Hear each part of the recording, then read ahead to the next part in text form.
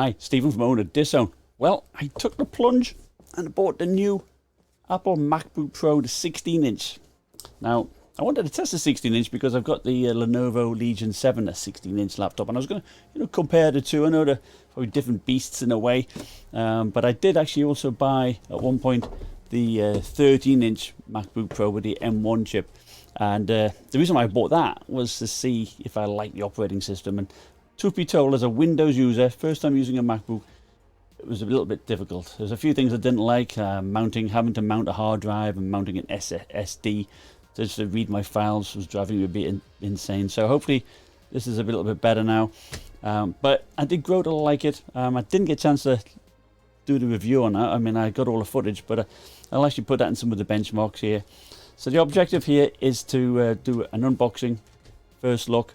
Of course, you can get a 14-inch. The 14-inch, you can get there's 3 models there really. The first model for $19.99 gets you an 8-core CPU and a 14-core GPU, 16 gigabytes of RAM, and a 512 gigabyte SSD, and a 67-watt power supply. For $2,500, you can step that up to the 10-core CPU. Of course, it's called the M1 Pro, and you get the 16-core GPU, basically doubling it up from the M1. You get a 1 terabyte SSD, and you get 16 gigabytes of RAM again, but you get a 97-watt power supply. So that suggests to me that it's perhaps a little bit more powerful, of course, to power those extra 2 cores on the CPU. The 16-inch, you can get the what I've got here. As you can see, it is the same CPU, 10-core CPU. You've got 8 power performance cores, and you've got 2 efficiency cores. The performance cores are in 2 clusters of 4, each having 12 megabytes of L2 cache. And by all accounts, one core can go up to about 3,228 megahertz.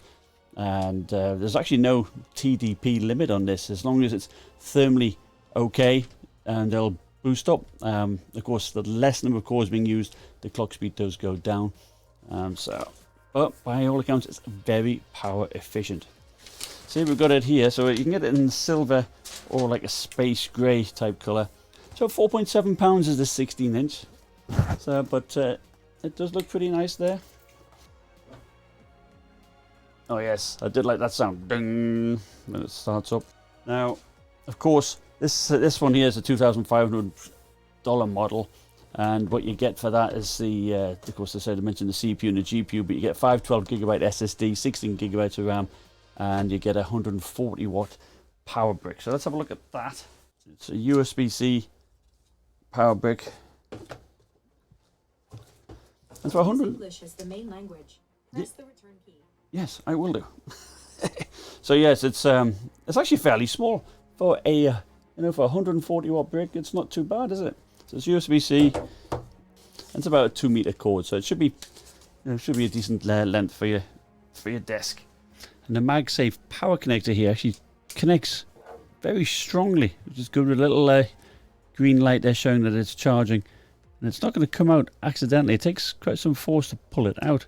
And one thing to bear in mind, if you're using a strip power adapter like this, the power plug will take up a good 2 or 3 extra slots, so bear that in mind. Now you can, of course, go to the top of the line, which I was quite interested in, but that was with the 32-core GPU. Same CPU as this one, so it's a 10-core CPU, but a 32-core GPU, so that's 4 times as powerful as the original M1 in the 13-inch.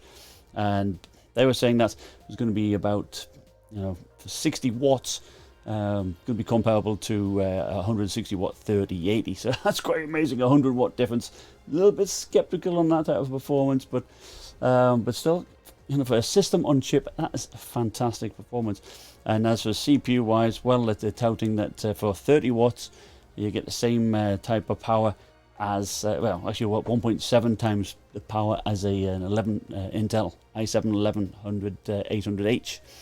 So that's quite remarkable, really. So taking a look at the CPU benchmarks. First off, Cinebench R23 with the Apple CPUs in blue and green. So at the top, M1 Max, 12,375 points on the multi-core score. and that was only using 34 watts. Now when you compare that to the Ryzen 7 5800H at the top, it wasn't far behind that, and that's using 80 watts. And likewise the Intel i7 11800H, that scored just slightly less, and again that was 80 watts. So great performance at much less power. And you know, also further down the table we've got the MacBook Pro, the M1 Pro 8 core. That's 9,529 points, which still puts it ahead of the i7 10875H.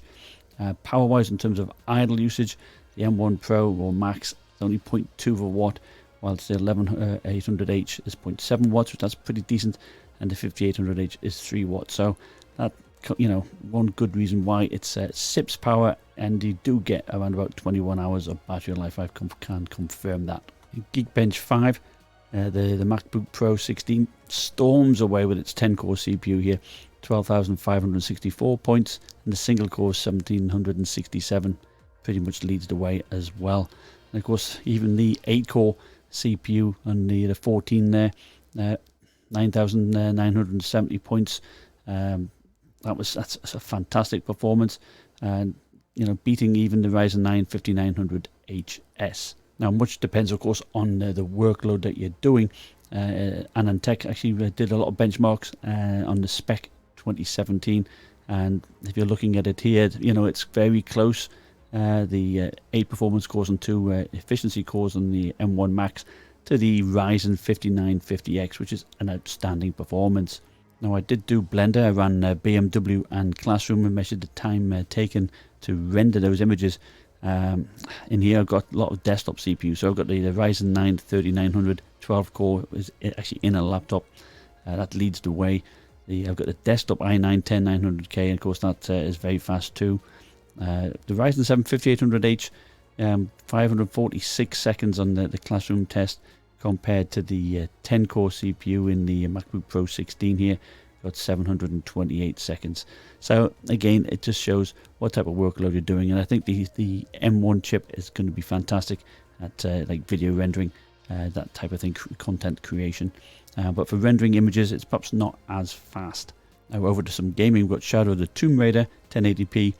Leading the way, of course, we've got the RTX 3080. Now, the M1 Max was touted being like a 3080. Well, it's not. It's that's probably closer to like a 3060 here. We have in the Helios 300.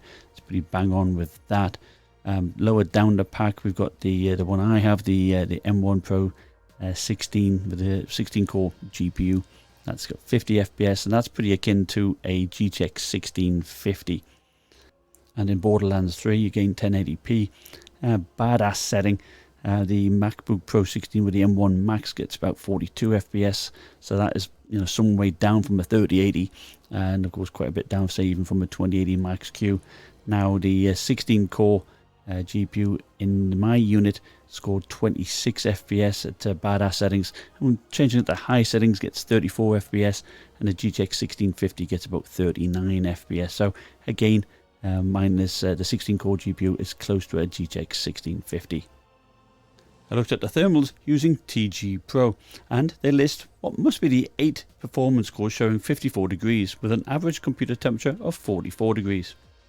Using the software, you can actually increase the fan speed from the stock load speed of 1499 RPM, which is, to be fair, nearly silent, to the max RPM of about 4296, which is still much quieter than most Windows gaming laptops. And whilst running Blender, the average computer temperature reduced from 46 degrees to 38 degrees using the max fan. And since in the M1 chip it's not TDP limited, but rather it will clock down if it gets too hot, it is good to see that the fans do a great job. Now, there's no denying it, Apple make a lovely looking machine. Now, the Apple logo here doesn't light up white, which, you know, I quite like, and underneath, I really like the clean look underneath.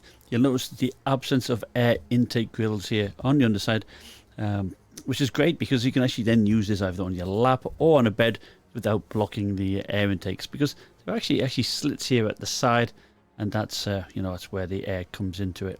You do have some low profile feet, which probably shouldn't be a problem because they say the air intakes here on the side, That does help keep it slim. Now getting inside is difficult.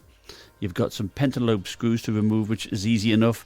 The front of it does come up, but the back I just could not peel up at all. So getting inside is extremely tough. Now, in fact, I couldn't even do it. But a user on Reddit did get his 14-inch open, and he kindly posted some photos. So I'll put a link in the description to his thread. But basically, you do have 6 battery cells, which seemingly are modular, so I think you can replace each one individually, but you can't upgrade the SSD, Wi-Fi card or anything like that, so you need to actually configure it as you see fit, so bear that in mind. And looking at the inside, you know, it looks fantastic. It's nice and clean, no stickers which you see on Windows machines, and as everybody follows my channel, I hate stickers. Big speakers here, in fact, very, very good speakers. Probably one of the best I've heard in a laptop, certainly this size. And actually there's 6 speakers all in all, so good bass. Did like them a lot. Now the keyboard deck, of course, is made of metal. Doesn't show any smudges here, but it does show smudges on the keyboard. But that's okay. The trackpad is a force touch trackpad. That works great. It's probably one of the better trackpads. I did prefer the Legion 7. I found that this scroll better, but this still is up there with the best. The keys I mentioned before, actually a low distance of travel, so they're not the best. I've used better, but still okay really.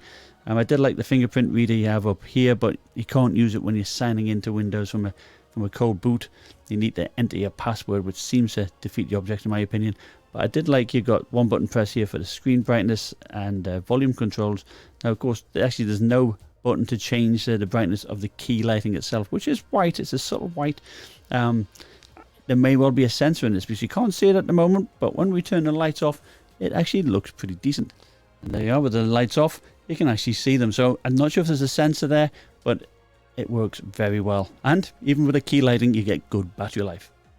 Although it's not a gaming laptop, the MacBook with the M1 Max, you know, is pretty capable in that department.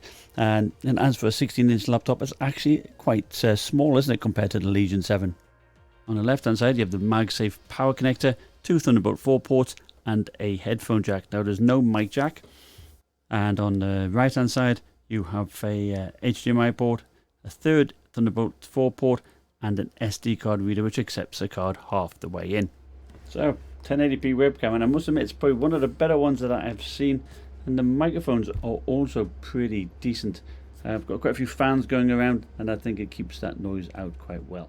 So in addition to the MacBook Pro's display, which is of course a mini LED display, it's of course it's XDR, extreme dynamic range, good contrast, very bright. It also is a 10-bit panel, so it is has better reproduction of colors compared to the 8-bit of the Legion 7. I wouldn't say it's like earth-shattering and the camera might not pick it up, but it certainly is a little bit better. Watching SD content on the MacBook Pro is limited to about 500 nits, and that's why it does not look brighter than the Legion 7. In fact, the whites look rather pink in comparison. However, start watching HDR content, the MacBook's brightness does indeed ramp up to the 1600 nits, and with its superior contrast and colour reproduction, the mini LED display on the Mac is definitely better. Shame it takes HDR content to do this. And as for viewing angles and glare, the Mac's panel has been nano etched to reduce glare, whilst the Legion 7 uses a matte display. Both show good viewing angles, but the Mac does show more reflections. Still, if you plan on using your Mac outdoors, it is definitely more than capable. With the lights turned off, you know, the black of the MacBook Pro is much better than the black screen on the Legion 7. The camera may not pick it up so well, but it is like night and day. And I would say the MacBook Pro is more like an OLED screen, definitely. But to be fair, both of them, of course, show no backlight bleed, so that's good. So there's no doubt that the ghosting is better on the Legion 7, 165Hz versus 120Hz. And actually the MacBook Pro has a variable refresh rate, so it can change on the fly. But 120Hz, it was a bit more ghosting involved. Now it has been reported, due to the perhaps a higher response time on the panel, you know, text can be a little bit more blurry when moving backwards, you know, scrolling and that type of thing.